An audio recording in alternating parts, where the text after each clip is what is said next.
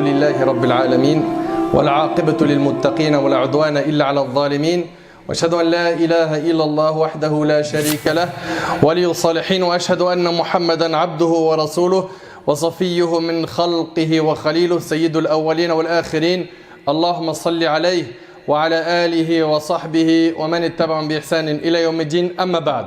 Mes chers frères et sœurs, on a rendez-vous aujourd'hui avec un sujet très important qui est l'importance et la valeur des parents. Et parlez à ceux qui ont perdu un des deux parents ou les deux et demandez-lui ce qu'il ressent. Ceux qui ont perdu un de leurs parents ou les deux connaissent réellement la valeur des parents. Et aujourd'hui, malheureusement, nous vivons une époque où le mauvais comportement, le mauvais traitement des parents s'est répandu. On vit une époque où on reçoit des coups de fil, mon fils ne m'écoute plus, il me fait pleurer, il me crie dessus, il m'insulte, il me répond, il me menace.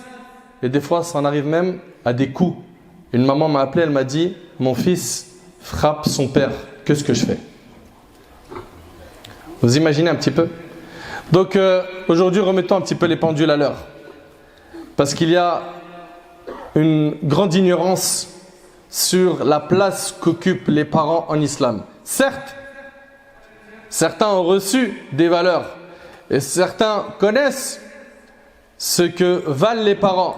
Mais wallahi, il y a beaucoup de gens parmi les membres de notre communauté qui ne connaissent rien à ce sujet. Qui connaissent rien, ils ne savent pas c'est quoi respecter leur père. Ils ne savent pas ça veut dire quoi respecter leur mère. Allah tabaraka wa ta'ala nous dit dans le Coran, et écoute attentivement, et ton Seigneur a décrété n'adorer que lui. Ici dans ce verset, Allah tabaraka wa ta'ala nous ordonne at-tawhid, le fait de l'adorer lui, l'unique, sans bien lui associer. Et écoutez, et marquer de la bonté envers les pères et mères. Juste après l'ordre de l'adorer lui seul, Azza wa Jal, Allah tabaraka wa ta'ala lit un autre ordre qui est le devoir, l'obligation de bien se comporter envers son père et sa mère. Et Allah tabaraka wa ta'ala nous dit à la suite du verset, si l'un d'eux, écoutez bien s'il vous plaît, si l'un d'eux, donc ton père ou ta mère, ou tous deux doivent atteindre la vieillesse auprès de toi, alors ne leur dis point fi. Dis pas ouf. Et vous savez mieux que moi, vous savez très bien que quand ils prennent de l'âge, il est parfois difficile de supporter certains de leurs comportements, n'est-ce pas? Des fois, quand ils prennent de l'âge, ils sont trop exigeants, des fois peut-être trop durs, ça dépend des parents. Mais il arrive des situations où tu perds rapidement patience. Allah Azza wa Jal, il te rappelle de ne pas leur dire ouf. C'est pas tu leur réponds par une mauvaise parole, c'est juste ça non. Subhanallah. Écoutez bien, alors ne leur dis point fi et ne les brusque pas, mais adresse-leur des paroles respectueuses. Parle avec eux avec tendresse et avec amour. Et c'est très facile d'arriver à faire cela. Pense à la récompense et pense au sacrifice qu'ils ont fait quand tu étais petit. Pense au sacrifice qu'ils ont fait quand tu étais petit. Allah tabaraka wa ta'ala dit dans Sourate Luqman, nous avons commandé à l'homme la bienfaisance envers ses pères et mères. Sa mère l'a porté, subissant pour lui peine sur peine. Son sevrage a lieu à 2 ans. Sois reconnaissant envers moi ainsi qu'envers tes parents. Allah tabaraka wa ta'ala nous impose d'être reconnaissant envers lui et également envers nos parents. Mon frère, surtout ta mère. Je ne suis pas en train de dire que le père n'a pas de valeur en islam, non. Mais la mère a plus de droits comme vous le savez. Vous connaissez très bien le hadith et on va le voir dans pas longtemps où la mère a plus de mérite. Ta mère, elle a connu la grossesse. Elle a connu les difficultés de la grossesse, les contractions. Elle a connu l'accouchement qui est très douloureux. Elle a connu l'allaitement. Elle a connu le sacrifice de ses nuits pour que toi tu dormes. Elle a connu le fait de te donner à manger à toi et de se soucier que de toi jusqu'à ce qu'elle s'est oubliée elle-même. D'ailleurs, quand les pères de famille, et combien il y en a dans la mosquée, et qui vont d'ailleurs voir bi'idhnillah cette khutba en ligne, combien de pères s'étonnent du sacrifice de leur mère? elle se réveille à n'importe quel moment dès qu'elle entend le bruit du bébé. N'est-ce pas? Allah Ta'ala, il a donné ça à la mère. Elle a un mérite particulier. Et aujourd'hui, on en arrive à lui répondre, à être insolent, à lui crier dessus, à la regarder avec des regards, on lui jette des flèches avec nos yeux. C'est comme ça qu'on traite les mères? Est-ce que c'est comme ça qu'on traite nos mères? Est-ce que c'est comme ça qu'on traite notre père? Non, surtout pas. Donc il faut être reconnaissant envers Allah et être reconnaissant envers les parents. Malheureusement, le problème, c'est que les enfants deviennent ingrats. Ils oublient tous les sacrifices et tout ce que leurs parents leur ont donné quand ils étaient faibles et incapables, quand ils n'arrivaient pas à marcher, quand ils n'avaient pas de dents. Ils oublient tout ça. Ils oublient. Mais le père et la mère n'oublient pas. Et ça leur fend le cœur, ça leur déchire le cœur de voir que cette graine qui est sortie d'eux devient ingrate, mauvaise et insupportable. Jusqu'à ce que certains parents en arrivent à craquer, à faire des invocations contre leurs enfants. Wala hawla wala quwwata illa billah. Allah Ta'ala il nous dit, et par miséricorde abaisse pour eux l'aile de l'humilité. Sois humble quand tu es à leur côté. Sois humble, pas d'orgueil. Et je sais que certains de notre génération, ils vont dire, oui, mais il y a un grand décalage entre mon père et ma mère. Nous, on est nés en France. Nous, on connaît beaucoup plus de choses qu'eux, de par le contexte. Et eux, Msakin, blédard, ils connaissent rien. Il est où le tawadua? Elle est où la modestie? Elle est où ta modestie? Regarde bien, et par miséricorde abaisse pour l'aile de l'humilité et dit, regarde qu'est-ce qu'Allah Ta'ala nous dit, et dit, ô mon Seigneur, fais-leur à tous deux miséricorde comme ils m'ont élevé tout petit. Fais-leur miséricorde comme ils m'ont élevé tout petit. Et ça, cette invocation-là, elle doit nous accompagner tout le temps dans toutes nos prières. Pendant qu'ils sont en vie et également après leur mort. Pourquoi? Parce que la miséricorde, on sait très bien que la miséricorde, les vivants et les morts en ont besoin. Enfin, Allah Ta'ala dit de dire ô mon Seigneur, fais-leur à tous deux miséricorde comme ils m'ont élevé tout petit. Allah Ta'ala dit également, sois reconnaissant vers moi ainsi qu'envers tes parents. Vers moi est la destination. Mes chers frères, mes chères sœurs, analysons un petit peu les raisons qui font qu'aujourd'hui on a certains parmi nos frères et certaines parmi nos sœurs qui sont malfaisants envers leurs parents. Il y a les bienfaisants et il y a les malfaisants. Al-bir wal-uquq. Les raisons sont 1. La faiblesse de foi. La faiblesse de foi, da'ful iman. Il s'est tellement éloigné d'Allah qu'il ne reconnaît plus le droit de ses parents. Également, le manque de peur d'Allah. Mon frère, as-tu oublié ainsi que toi, ma soeur, que tu vas rencontrer Allah et il va te juger sur les larmes que tu as fait couler sur les joues de ton père et de ta mère? Et combien sont nombreux les musulmans et les musulmanes, et je ne généralise pas, qui ont fait craquer leurs parents plus d'une fois? Il est temps de réparer cela. Également, il y a l'ignorance. Ils ne connaissent pas la valeur des parents. Le jahl. Il ne connaît pas la valeur de sa mère ni de son père. Également, la mauvaise fréquentation. Ses amis parlent mal à leurs parents. Et il lui montre que c'est une norme. Et lui, il suit. Lui, il suit. Il voit les gens parler mal à leurs parents, il répond mal. Ah, vas-y, c'est bon, je rentre tard. Mais je te l'ai déjà dit. Ah, avec toutes tes questions là, c'est bon. Mais je connais, tu connais rien. Toi, tu connais tout, mashallah alik. Et tes parents, ils connaissent rien. C'est bien. Ouais. C'est bien, c'est ironique. Hein. C'est catastrophique. Catastrophique de le penser. Juste de le penser. Ahbab al-kiram. Notre religion a tellement insisté sur le comportement envers les parents que notre religion écoutez bien, a donné l'obligation aux musulmans et à la musulmane de bien se comporter avec ses parents même s'ils ne sont pas musulmans. Si ta mère et ton père, c'est des bouddhistes, s'ils se prosternent pour une croix et qu'ils adorent de la pierre, tu as l'obligation religieuse en tant que musulman de bien te comporter avec eux. Et j'invente rien. C'est tiré du Coran et de la sunna du prophète sallallahu alayhi wa sallam. Allah Ta'ala il dit dans Surat Luqman, et si tous deux te forcent à m'associer ce dont tu n'as aucune connaissance, alors ne l'obéis pas. Alors ne leur obéis pas. Ils t'appellent à désobéir à Allah? Non. La règle elle est connue, point d'obéissance à la créature dans la désobéissance au Créateur. Tu n'as pas le droit de leur obéir quand ils te demandent de désobéir à Allah. Mais en dehors de ce cadre, c'est-à-dire si ils te disent prie pas, jeûne pas, non, là avec un bon comportement et sagesse, on leur explique. On leur explique que Allah subhanahu wa ta'ala, il a une grande place dans mon cœur, je l'adore, c'est mon Seigneur, son ordre passe avant tout, etc. Et toujours avec douceur. D'ailleurs, regardez Allah subhanahu wa ta'ala, qu'est-ce qu'il dit? Alors ne leur obéis pas, mais reste avec eux ici-bas de façon convenable. Ils t'appellent à une désobéissance, n'obéis pas. Par contre, tu as l'obligation religieuse d'être bon envers eux. D'être bon. Et dans un hadith rapporté par l'imam al-Bukhari Muslim, Asma, la fille d'Abu Bakr, radiyallahu anhuma, elle a dit, du temps du messager d'Allah, alayhi salam, ma mère vint me rendre visite alors qu'elle était encore idolâtre. Idolâtre, elle n'était pas musulmane. J'ai été prendre conseil à son sujet auprès du prophète sallam. Elle a dit au prophète sallam, ma mère est venue me demander quelque chose. Est-ce que je lui fais du bien? Et là, il lui a dit, sois bonne avec ta mère. Elle n'était pas musulmane. Donc on comprend bien que dans notre religion, on a l'obligation d'être bon envers eux. Et ce n'est pas une option, c'est une obligation.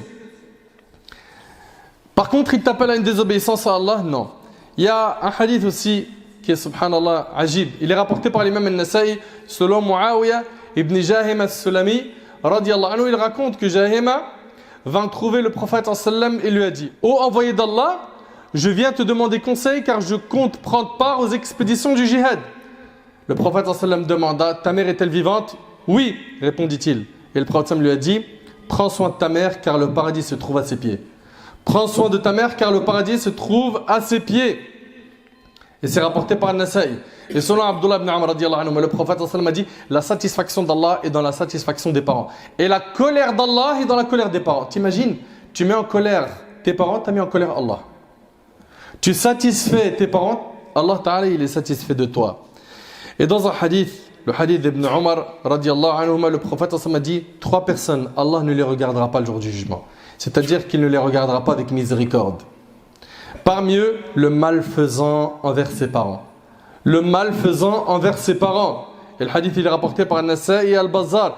Et d'après Abu Umama, le prophète a dit, il y a 3 individus dont Allah n'acceptera de ni acte obligatoire ni acte surrogatoire. Il y a 3 types de personnes, Allah il acceptera de ni acte obligatoire ni acte surrogatoire. Vous imaginez? Qui sont-ils? 1. Le malfaisant envers ses parents. 2. Celui qui se vante de ses œuvres. Et 3. Celui qui nie le destin rapporté par Tabarani. Et selon Abdullah ibn Amr ibn al-As, un homme va au messager d'Allah et lui a dit, je te fais acte d'allégeance en m'engageant à l'exil et à la guerre sainte dans l'espoir d'un salaire d'Allah. Il lui a dit, as-tu l'un de tes 2 parents encore en vie? Il lui répondit, oui, les 2 même. Il lui a dit, retourne auprès de tes parents et tiens leur bonne compagnie. Reste auprès d'eux. Reste auprès d'eux. Et dans un autre hadith, le prophète sallam reçoit un homme qui lui dit, ô messager d'Allah, qui est celui qui mérite le plus que je lui tienne compagnie? Il lui a dit ta mère. Il lui a dit qui d'autre? Il lui a dit ta mère. Qui d'autre? Ta mère. Qui d'autre? Ton père. Et le hadith il est rapporté par Bukhari Muslim selon Abu Huraira. 3 fois la mère et 1 fois le père. Et on vous a expliqué pourquoi. Parce que la mère a énormément sacrifié. Selon Abu Bakr radiyallahu anhu, le prophète sallallahu alayhi wa sallam a dit, voulez-vous que je vous informe des plus grands péchés parmi les péchés majeurs? Et il a dit ça 3 fois de suite. Les compagnons dirent certainement que oui au messager d'Allah. Il dit le fait de donner à Allah des associés et la malfaisance envers les parents. Immédiatement après shirk, le prophète sallallahu alayhi wa sallam parle de l'uquq. Et le hadith il est rapporté par Bukhari et Muslim. Le prophète sallallahu alayhi wa sallam il était adossé en disant cela et il se redressa en étant assis et il a dit, et surtout les propos mensongers et le faux témoignage. Il ne cessa de le répéter au point que les compagnons dirent, il aurait été préférable qu'il garde le silence. Et sachez que toute personne qui a un mauvais comportement envers ses parents, il est menacé par le feu de l'enfer.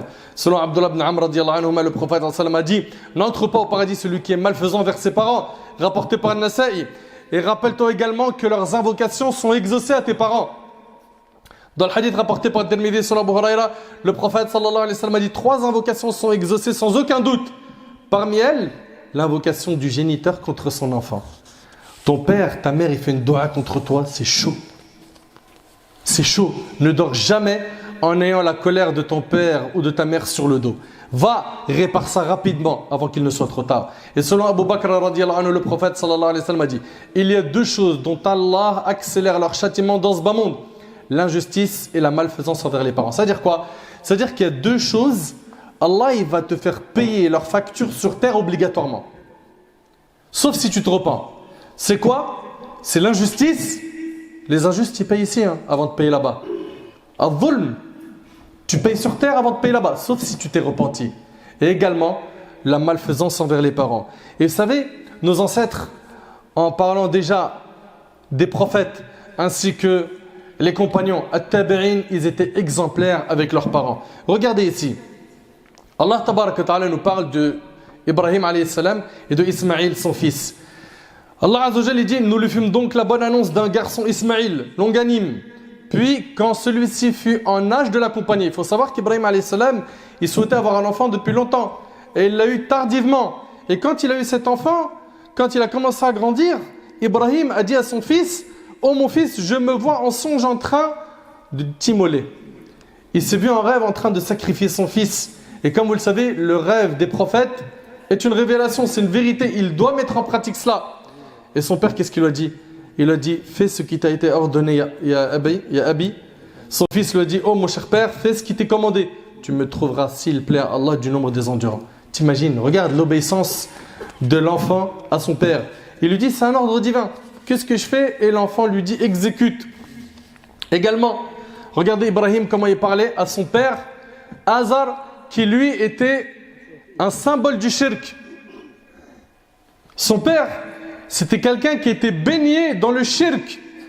Et là, regarde, dans le Coran, et mentionne dans le livre, Ibrahim, c'était un très véridique et un prophète, lorsqu'il dit à son père, oh mon père, pourquoi adores-tu ce qui n'entend pas, ne voit pas, et ne te profite en rien? Oh mon père, il m'est venu de la science ce que tu n'as pas reçu. Suis-moi donc, je te guiderai sur une voie droite. Oh mon père, n'adore pas le diable, car le diable désobéit au tout miséricordieux. Oh mon père, je crains qu'un châtiment venant du tout miséricordieux ne te touche et que tu ne deviennes un allié du diable. Et là, il dit à son fils, ô Ibrahim, aurais-tu du dédain pour mes divinités? Si tu ne cesses pas, certes, je te lapiderai. Regardez la réaction dure de son père. Qu'est-ce qu'il lui a répondu? Écoutez bien, Ibrahim, il lui a dit, avant cela, il lui a dit, éloigne-toi de moi pour bien longtemps. Paix sur toi, dit Ibrahim. Paix sur toi, dit Ibrahim. J'implorerai mon Seigneur de te pardonner car il m'a toujours comblé de ses bienfaits. Subhanallah, le bon comportement. Il reçoit des attaques de son père. Et aujourd'hui, on a des gens qui disent quoi? Mais t'as pas vu comment mon père il me parle? T'as pas vu comment ma mère me parle? Mais regarde ici, comment le père du prophète Ibrahim il lui a parlé. Et comment il lui a répondu? Il lui a dit, paix sur toi. J'implorerai mon Seigneur de te pardonner car il m'a toujours comblé de ses bienfaits. Dans Sourate Maryam, à propos de Isa alayhi salam, qu'est-ce qu'il a dit? Isa, alors qu'il était bébé, il a dit, Inni Abdullah, je suis vraiment le serviteur d'Allah. Il m'a donné le livre et m'a désigné prophète. Où que je sois, il m'a rendu béni. Et il m'a recommandé, tant que je vivrai, la prière et la zakat et la bonté envers ma mère. Le prophète Nuh alayhi salam, les exemples sont très nombreux dans le Coran.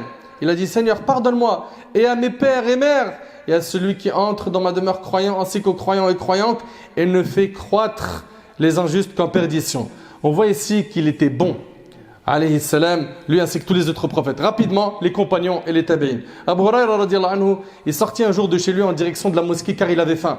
Il trouva un groupe de compagnons sur la route qui lui demandèrent, oh Abu Huraira, qu'est-ce qui te fait sortir à cette heure-ci? En sachant que ce n'est pas l'heure de la prière. Il dit, par Allah, ce n'est que la faim qui m'a fait sortir de chez moi. Et vous? Ils ont dit, nous aussi, c'est la faim qui nous a fait sortir. Ils décidèrent d'aller voir le prophète sallam pour chercher à manger. Il leur amena une assiette de dattes.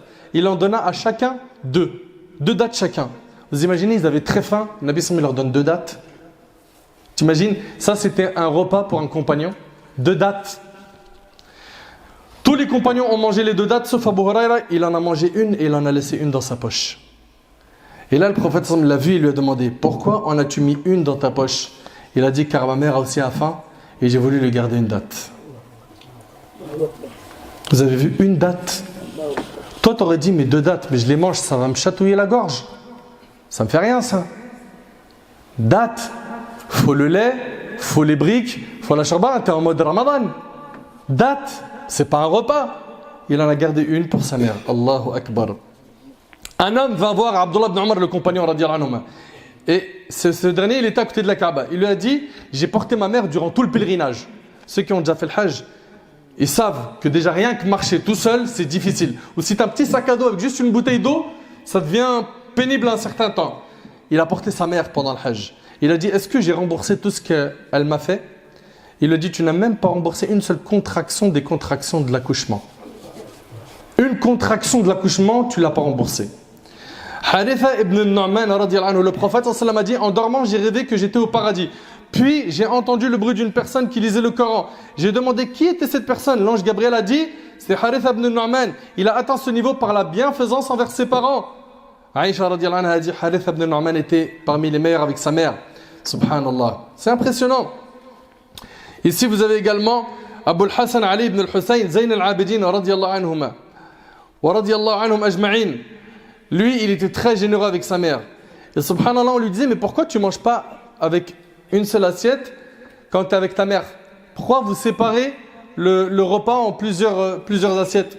Et là, il a dit, parce que j'ai peur de manger avec elle dans la même assiette et que je mette la main sur quelque chose que ses yeux à elle a visé et que je me retrouve à être mauvais avec ma mère. Vous avez vu un peu comment ils étaient? Un parmi nos ancêtres, il s'appelait Haywa ibn Shuraih. C'était un savant. Il s'asseyait, les gens venaient de partout pour étudier auprès de lui, de prendre son savoir. Et à un moment donné, sa mère, elle l'appelle, elle lui dit « Va nourrir les poules !» Il dit à ses élèves « Il n'y a plus d'enseignement. » Il se lève, il part et il va nourrir les poules. T'imagines, toi, t'aurais fait ça, toi? Maman, il me reste juste 30 minutes. J'arrive, t'inquiète pas, je m'en occupe. Ou sinon, dis à mon petit frère. Ou appelle un tel. Ça peut attendre les poules. Je suis en train d'enseigner. Non. Il s'est levé dans l'immédiat. C'est impressionnant. Wallahi, c'est impressionnant.